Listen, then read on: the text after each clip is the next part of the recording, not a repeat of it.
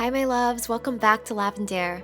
2019 is coming to an end, and that means we're beginning a new chapter in 2020. It's a chance for us to reflect and consider how we want to evolve or reinvent ourselves in the new year. Today, I'm sharing 10 ways you can change your life for the better, as well as tips on how to actually make that change happen. The first step is awareness of what needs to be changed. The second is the inspiration to change. And the third is the commitment to change. This video is part of my New Year series, so make sure you subscribe for more videos on personal growth and designing your dream life. The first way to change for the better is to adopt a healthier diet by including more plant-based whole foods into your meals. Think of the foods that come from the earth and are closest to their original form. These whole foods tend to be much better for our bodies. Basically, eat more fruits and veggies, healthy grains and nuts. Eat less processed foods, junk food, refined sugar, and meat. Plan your grocery shopping in advance with a list of healthy foods you like to eat. Always be prepared with healthy food options so that you don't succumb to the convenience of unhealthy foods. A good tip is to shop on the outer perimeter of the market where the fresh whole foods are. The inner aisles of the market are usually where you find the processed foods. Don't worry about being perfect. Ease into your new diet at your own pace. For example, try committing to 1 day a week of no meat. It's better for your health and the environment. If you want some inspiration on healthy eating, check out some documentaries on Netflix like Game Changers, What the Health, and Heal. The second thing you can do to change your life is to design a better morning routine. Your morning routine sets the tone for your day, so why not start each morning feeling your best? Are you waking up each day with positive energy and intention? Are you motivated and excited for your day? Or are you dreading or stressed out about the day ahead? Design your ideal morning routine around activities that make you feel amazing and begin to implement that for the new year. Ask yourself, how do I want to feel every morning? Happy, empowered, excited, energetic? And then ask, what can I do to promote that each morning? It could be good music, meditation, gratitude, a healthy breakfast, yoga, jogging, journaling, or any activity that helps evoke how you want to feel that day. By the way, I know some of us are overambitious and want to choose like 10 habits for our morning routine, which is not realistic. So don't overcomplicate it. Pick the top 3 that are most important to you and stick to that. Remember, it's the tiny habits each day that compound over time to make great change. The third thing you do is travel to a place you've never been before. It doesn't have to be that far or costly, just some place you've never been. To me, travel is money well spent. Experiences are more valuable than any material thing because they're truly priceless.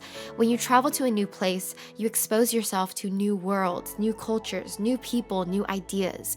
You might notice that time feels longer during your first days of travel because everything is so new, your brain is taking longer to process everything and take it all in. When you've been in one place for too long, your brain is comfortable with your environment, and so you kind of slip into autopilot much easier. When everything is brand new, your brain is like, whoa, you're alert, you're amazed, you're in awe, and it's life-changing.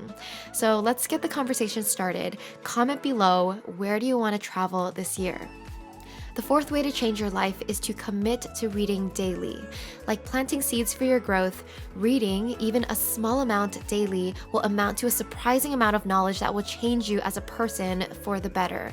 You'll open up your mind to new ideas, concepts, and stories. And also, think about all the effort that goes into writing a book. If you really think about it, books are basically a collection of an author's best knowledge, research, or wisdom. It's their life's work. And you, as the reader, get to absorb all of that well-organized, well-thought-out, condensed information in a much shorter time than it took for the author to create or live all of that. And you do that at an affordable cost. So because of that, books are one of the cheapest and most efficient ways to learn.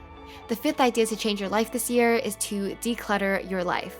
If you've been following me, you know all about decluttering and minimalism. Basically, minimalism has become more and more mainstream, and for good reason, because it feels so good to purge your things. It's like you're lifting off a heavy burden that's been weighing on you this whole time, releasing old energy to make room for the new.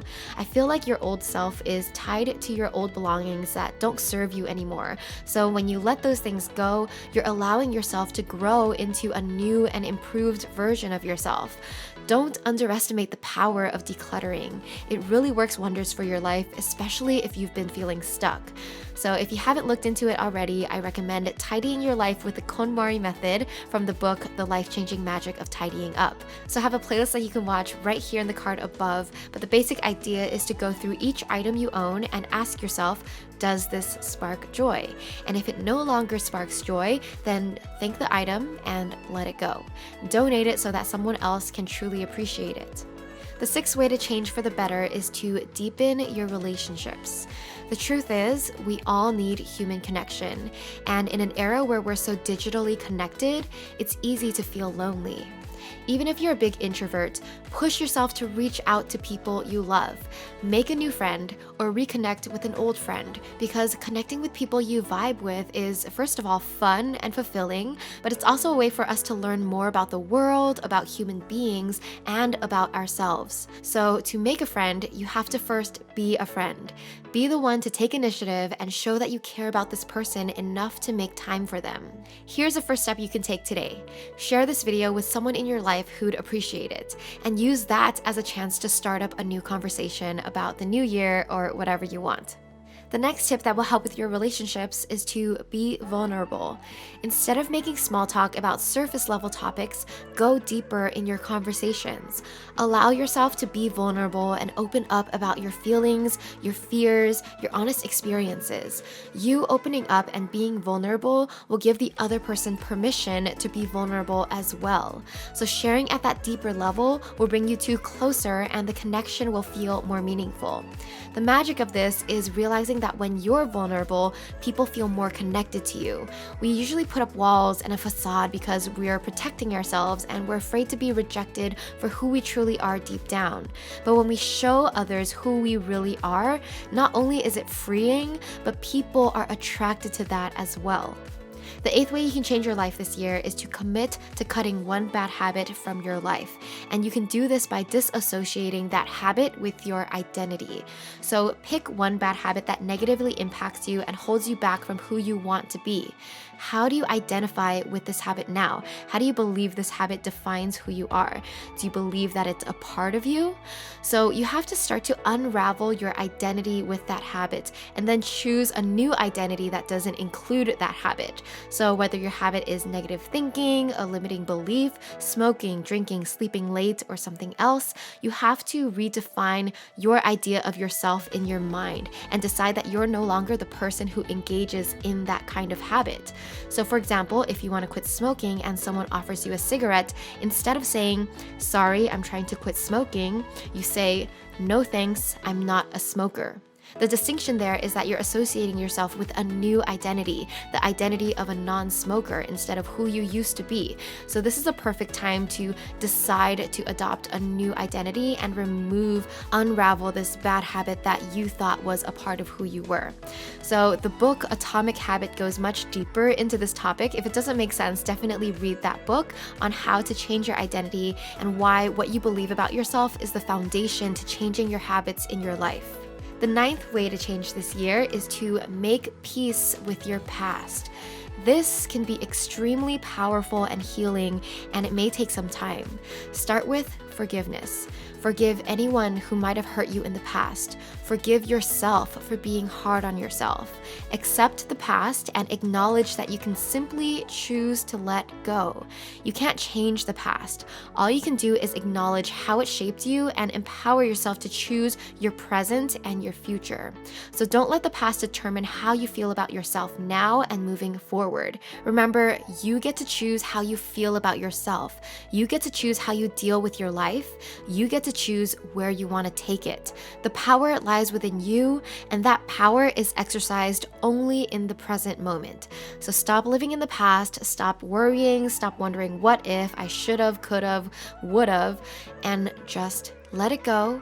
Be grateful for where it's brought you, what it's taught you, and just move forward. The final idea I'll share today is to be more present in your life. Being present is being mindful of the present moment, being aware of your thoughts, your words, and actions in the now, being aware of the people and the environments that surround you in the now. Committing to being more present can mean social media or digital detoxes, not giving into distractions, going into nature more often, and playing more often. Ultimately, it will help you cultivate greater awareness of the moment and thus greater self-awareness, which we all know is so important. It'll also help you get out of your head and actually notice your surroundings more and be more considerate and aware of the people around you, much of which you might not have noticed when you were too distracted with yourself. You're able to feel more joy, more gratitude, and more peace when you're more present. So detach yourself from the daily distractions of the world or your mind and truly learn to live in the present moment, feeling it for all that it is. The key word for all of these life-changing ideas is commitment. None of them will work unless you decide to commit to taking action and making real change in your life. So I'm here wishing you good luck and sending you all my love. If you want a refresher on how to have the right mindset to succeed with making these changes, watch this video on the 23 habits of highly successful people. All right, love you guys so much. Enjoy your holiday season, and I will talk to you next time.